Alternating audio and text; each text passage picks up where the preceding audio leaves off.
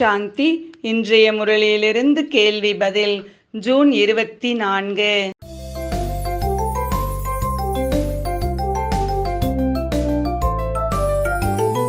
எதை ஞானம் என்று கூறப்படுகிறது?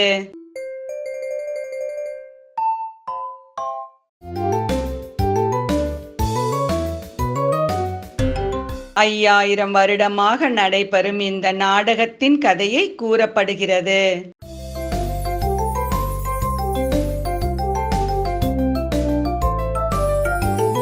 பூமி முழுவதும் பாரதத்தின் கட்டுப்பாட்டில் இருந்தபோது பாரதம் எப்படி இருந்தது?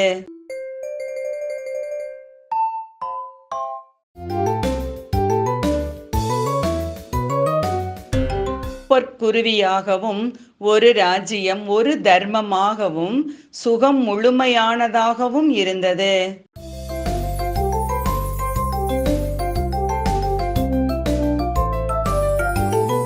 இந்த கர்ம பூமியில் எதை விதைத்து அறுவடை செய்ய வேண்டும்?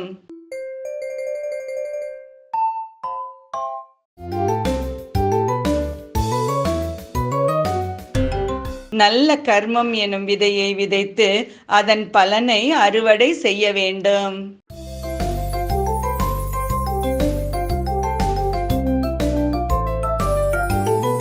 அமைதியின் பொருள் என்ன?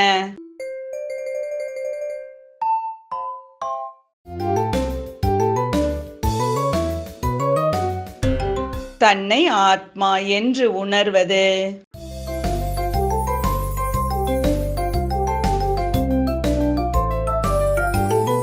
எப்போது சரி தவறு உண்மை பொய் பற்றிய தெளிவு பிறக்கும்?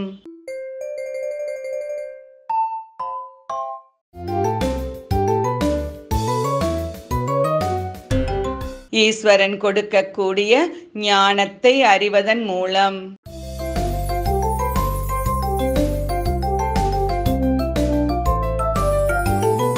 சத்யுகத்திற்கும் கலியுகத்திற்கும் உள்ள வேறுபாடு என்ன?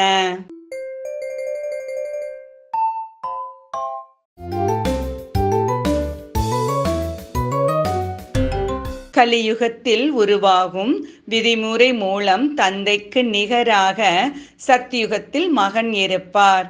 கலியுகத்தில் முயற்சி செய்ய வைக்கப்படுகிறது தந்தைக்கு நிகராக மகன் ஆக.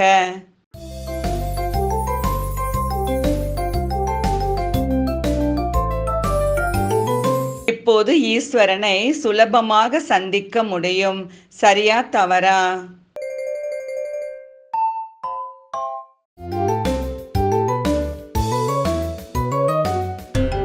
சரி.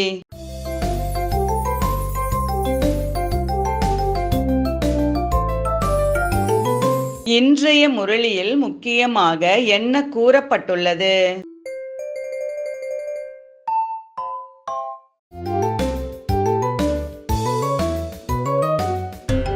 இப்போது பிரம்மாவின் கமலவாய் மூலம் ஞான மழை பொழிகிறது.